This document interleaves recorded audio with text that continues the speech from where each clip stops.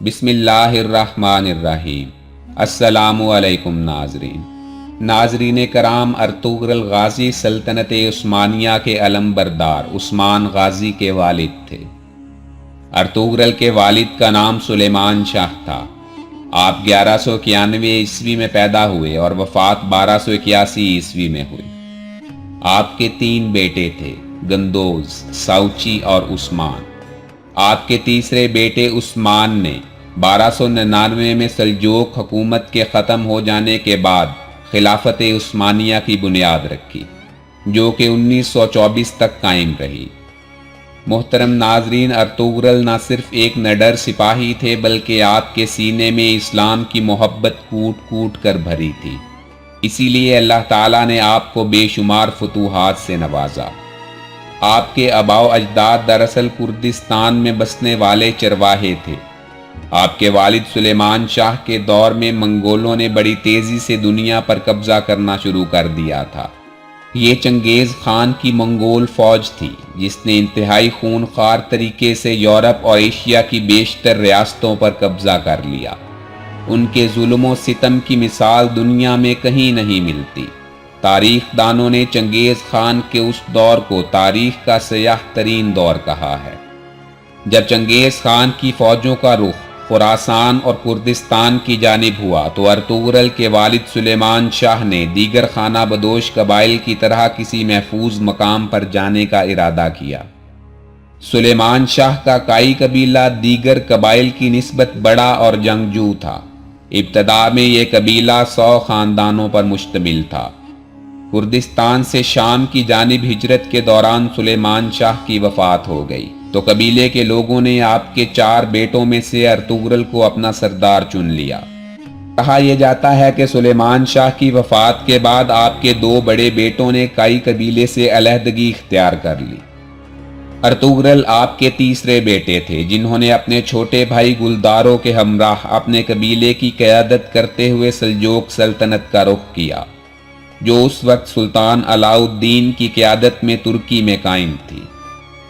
Ertugrul اپنے قبیلے کے ہمراہ انقرہ کے قریب پہنچے تو انہوں نے 2 فوجوں کو مصروف جنگ دیکھا۔ ایک گروہ کی تعداد بہت کم تھی جبکہ دوسرا گروہ بہت بڑا تھا۔ ارطغرل چونکہ فطرتاً نڈر جنگجو تھے، اس لیے انہوں نے اپنی ذاتی رائے کے مطابق چھوٹے گروہ کا ساتھ دینے کا فیصلہ کیا۔ انہوں نے اپنے بہادر سپاہیوں کے ہمراہ جلد ہی دوسرے گروہ کو شکست سے دوچار کیا۔ بعد میں پتہ چلا کہ ارطغرل نے جس فوج کا ساتھ دیا تھا وہ علاؤ الدین کی ہی فوج تھی، جو بازنطینی عیسائیوں کے ساتھ مصروف جنگ تھی۔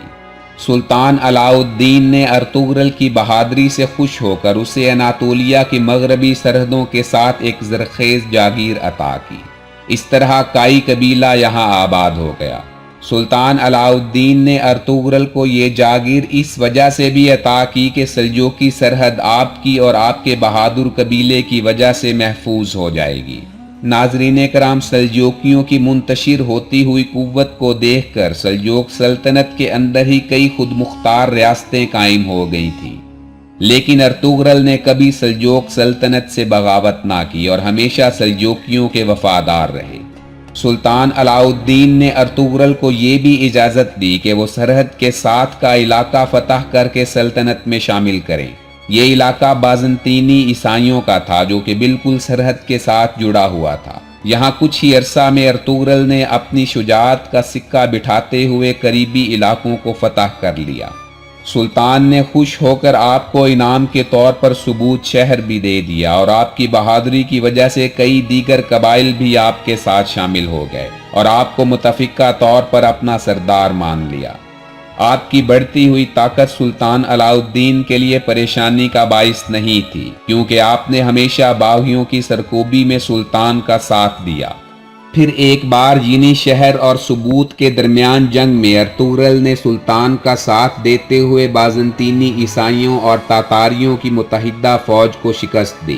سلطان علاؤ الدین نے خوش ہو کر یہ علاقہ بھی اعزاز کے طور پر ارطغرل غازی کے اقتدار میں دے دیا اور ان کی پوری جاگیر کا نام سلطانونی رکھا اور ارطغرل غازی کو اپنے فوجی دستے کا سپہ سالار مقرر کر دیا۔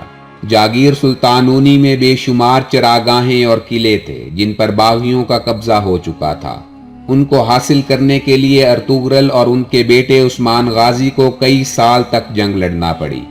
आपकी अहलिया हलीमा खातून सल्जूकी शहजादे गयासुद्दीन मसूद की बेटी थी। उनके बतन से 1258 ईस्वी में उस्मान गाजी जैसे होनहार और बासलाहियत बेटे ने जन्म लिया। अर्तुगरल ने 90 साल की उम्र में वफात पाई। आपके बाद आपके बेटे उस्मान गाजी आपके जानशीन बने।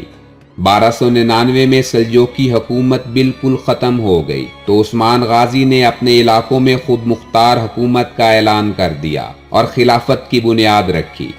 इस तरह खिलाफत उस्मानिया वजूद में आई। आपके बेटे उस्मान गाजी ने आपके एजाज़ में एक मकबरा भी तामीर करवाया। मुख्तलिफ अदवार में इसकी इमारत में तब्दीलियाँ की जाती रहीं। मौजूदा मकबरा 19वीं सदी के आखिर में सल्तनत उस्मानिया के ताजदार सुल्तान अब्दुल हमीद ने दोबारा तामीर करवाया। यहाँ के मकामी लोग हर साल आपके एजाज़ में एक त्यौहार भी मनाते हैं। उम्मीद करता हूँ कि वीडियो आप दोस्तों को पसंद आई होगी। इसे लाइक करते हुए अपने दोस्तों के साथ ज़रूर शेयर कर दें और हमारे साथ जुड़े रहने के लिए ये चैनल भी सब्सक्राइब कर लें और साथ में मौजूद घंटी के बटन को दबा दें ताकि आपको हमारी तमाम वीडियोस की नोटिफिकेशन बर वक्त मिल सके। ज़िंदगी रही तो जल्द ही एक नई वीडियो के साथ आपकी खिदमत में हाजिर होऊंगा। अल्लाह आपका हाफिज़ व नासिर हो।